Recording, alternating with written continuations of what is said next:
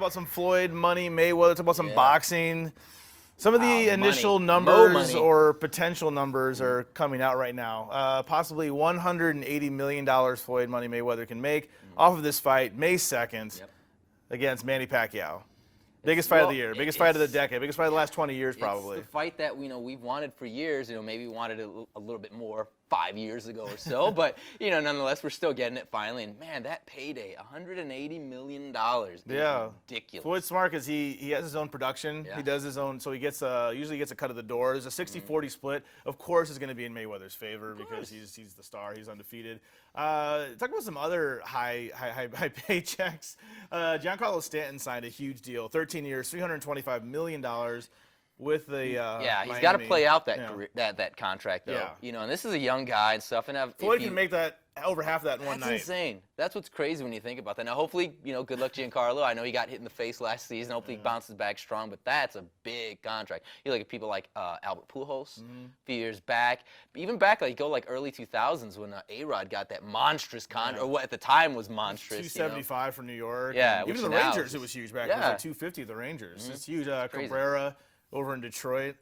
These guys are making big, and this is not endorsement based. This is just their contracts. It's huge. That's insane. These guys getting paid. Baseball's not dying. They've got money. They've got money. If you have any doubts about baseball, which is funny because you look at other sports like the NFL, those guys don't get paid quite as much. I remember when Vic, before the whole dogfighting thing, before he got in trouble, went to jail.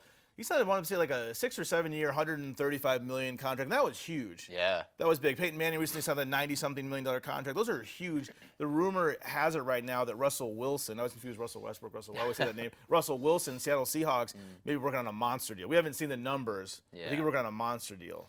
Are these players worth that much money? Oh man, that's a lot of money. I don't know if these players are actually worth that kind of money, but you look at what they bring to a club. You know what I mean? You look at the revenue that they're bringing, because people are going let's look at Michael Jordan, for example. And how many people would want to go to watch Bulls games to see Michael Jordan? Buy his Jordans or whatever, drink Gatorade and all that stuff. So you look at what they do for the club and stuff, and they make so much money off these players that it's kind of fair for them to get paid what they pay. I mean, it's kind of a question of supply and demand. I mean, how many athletes? There's very few people in the world that can do what these guys are doing. So I mean, if the supply's limited, demand's high, they get paid a large amount of money. I mean, it's just huge contract. We're talking about a little bit of racing. You won the top 10 Formula One racing. One of the top 10 contracts is like a couple $100 million with Ferrari. I mean, just huge amounts of money to pay these guys. I think they're worth it in a way because very few people can do what they do. What makes an athlete though valuable long term? Well, I mean, again, investing. Let's say this guy, 300 with Giancarlo Stanton. Yeah. Well, health is the number one thing, really, because you look at guys like we gotta go. That's it. So much to talk about. Sorry.